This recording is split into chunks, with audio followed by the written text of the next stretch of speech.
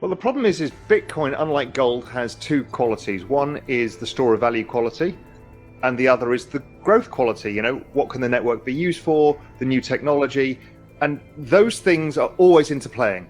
So this is why you see this kind of schizophrenic nature of Bitcoin and crypto overall, is it shifts narrative. So it's not correlated all the time. So we have passing correlations as opposed to total correlations.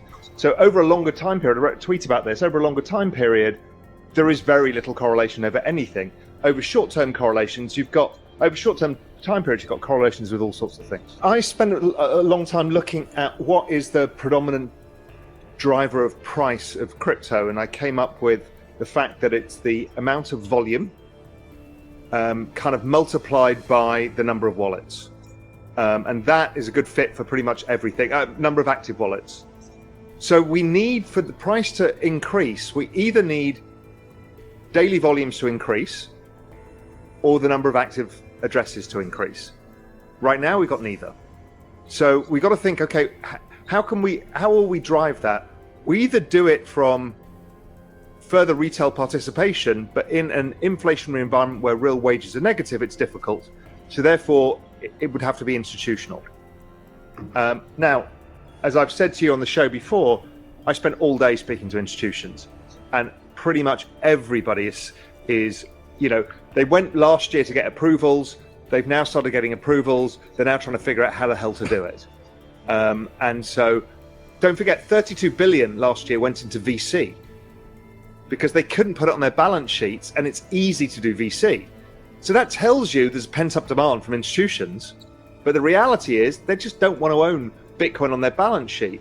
One of the things I've done on the side is built a fund of funds business that invests in crypto hedge funds, because you need institutional product right now. There's no institutional product. They're not going to use the ETFs because they're all futures based. If you're an institution, it's very difficult to describe to your investment committee why you own something that says Bitcoin on it and it's diverged in price. These kind of futures-based products tend to be retail only. All these triple levered, all of these other things that we see in commodity markets as well, they're the same. Well, one of the things that I think people haven't talked about is this rise in prices is a massive tightening of monetary conditions. From my expectation, I think we've already hit 200 basis points, and that's why the yield curve is essentially zero. So the ability of the Federal Reserve to raise rates without a recession is pretty close to zero. So therefore, if a recession or something close to it is already being priced in by the yield curve, then demand should come down anyway. So I'm actually less of an inflationist over time. I think more of the inflation argument, or more of the inflation was driven by the supply as the world came back online again and there was restricted supply. So I don't think the Federal Reserve could have done a lot differently. I think you would have taken some of the inflation out for sure. So for me, it's looking at the macro environment. The macro environment is not easy to trade either. You kind of, being short in this environment in equities, how much further downside?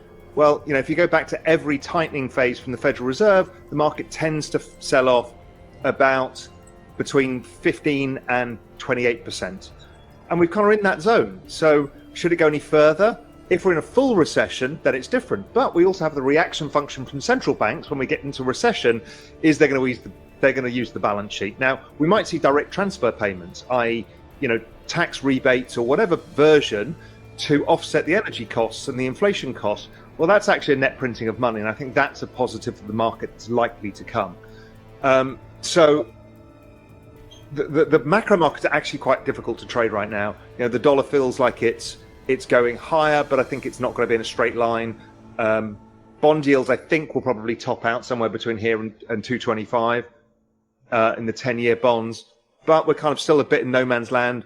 We sold off, didn't really stick in terms of yields.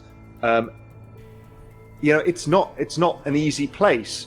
But I'm trying to sit patiently. I'm long a bit of bonds, long a bit of gold, and long crypto, and long some dollars, and just kind of waiting to see. I don't think it's the time to take aggressive bets yet. Well, I haven't taken a penny out. The riskier end of the curve, I had thematic strategies. So I had DeFi, I had some metaverse, I had some layer ones, but mainly, it's 80 odd percent ETH. And you know, the riskier end of the curve got killed. Some of the metaverse stocks did pretty well in a bear market for a period of time.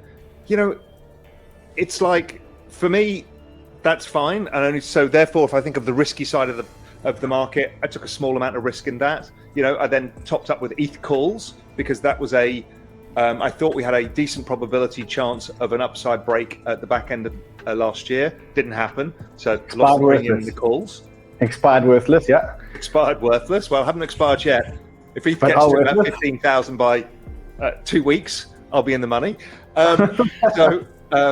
You know, and that's fine for me. So really what I've been doing is looking to allocate more over time slowly, because this is not a market I try and time, because I'm not really interested in that.